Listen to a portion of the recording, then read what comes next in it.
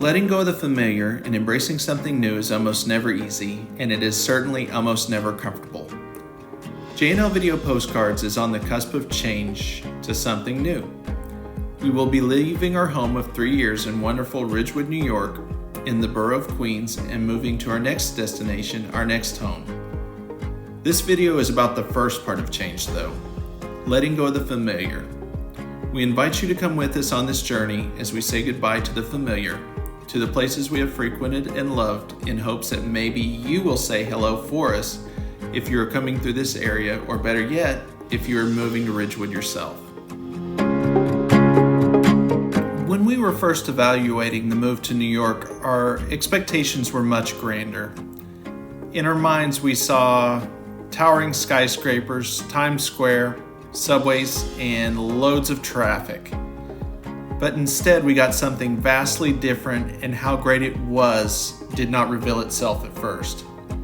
It was a long process of exploration that took us where we are going to take you today.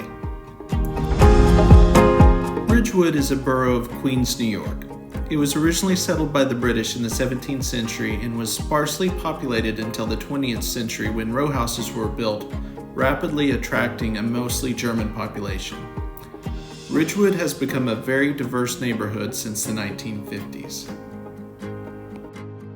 When you mention that you are from Ridgewood to someone in the city, they will often say one of two things.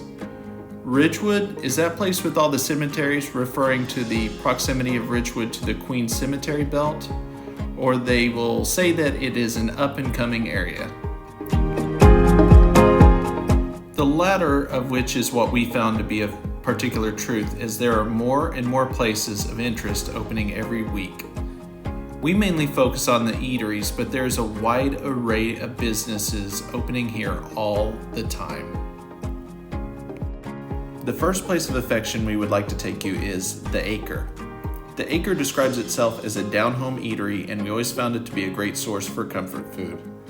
The highlights on the menu for me was the country poutine. The country poutine had a little bit of spicy edge with the unusual choice of adding jalapenos to the recipe, but I found it to be quite delicious. This appetizer is only topped by the vegan version, which is even more delicious than its fully meated counterpart, with the use of mushroom sausage in lieu of pork sausage. The fried chicken is to die for, but my favorite was always the burger. They use grass-fed beef or shroom patties, whichever you prefer. Add onion jam, garlic mayo, cheddar pickles, and a sesame seed bun. The Acre was also Elle's favorite place for a great mocktail. I, of course, enjoyed the carefully curated selection of beers. Next up on our tour d'amour is Pizzeria Penina. This is a newer pizzeria to the neighborhood that has some classic as well as some unusual pies. We always enjoyed the focaccia and the olives for appetizers, and each of us would get a pie that suited our moods at the time. I often preferred the spicy, which is sausage, spicy salami, pepperoni, mozzarella, and spice honey, while Elle would probably choose whatever the special was that night. Pizzeria Penina has a nice selection of beers and wines, but is a little thin if you're wanting something like a mocktail. Our next stop on the Ridgewood Love Trail isn't in Ridgewood at all, but is a small hop over via the L train. This is a Greek establishment by the name of Yia's Tavern, or as we affectionately call it, Yia.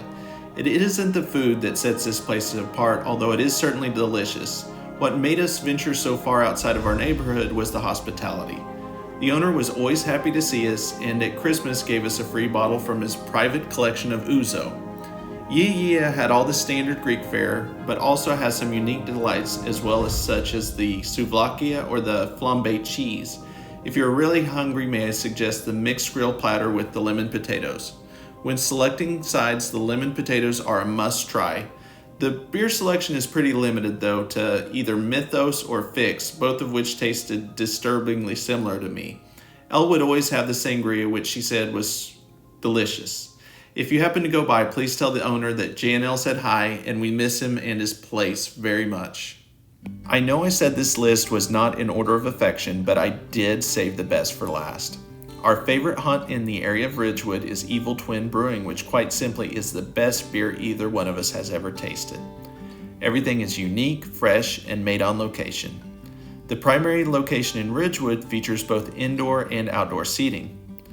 I typically like a bitter IPA, which Evil Twins does as good or better than any IPA I have ever tasted. Elle likes the fruitier creations. The astounding thing about Evil Twins is that they do both styles equally well. The IPAs are never too bitter, and the fruity sours are never too fruity or too sour. They always make several stouts, but I can't remark on them as they fall outside of my preferred tasting palate. One thing to watch out for, though, is the alcohol content of some of their beers can be quite high and affects you before you know it. The brewery is pet friendly, and they even have Selma the cat wandering around the place, and she might come say hi to you. You are listening to me wax nostalgic and gush about a brewery, but I encourage you to try it before you pass judgment on J&L's advice. Thank you for joining us here at J&L Video Postcards for this walk down memory lane, and this video is dedicated to the neighborhood we called home for 3 years. Knowing that life is carrying on there without us seems like a weird concept, but a reassuring one. If you get a chance, please drop by one of these establishments and say hi, or tell us about places we missed in the comment section below. Thank you for joining.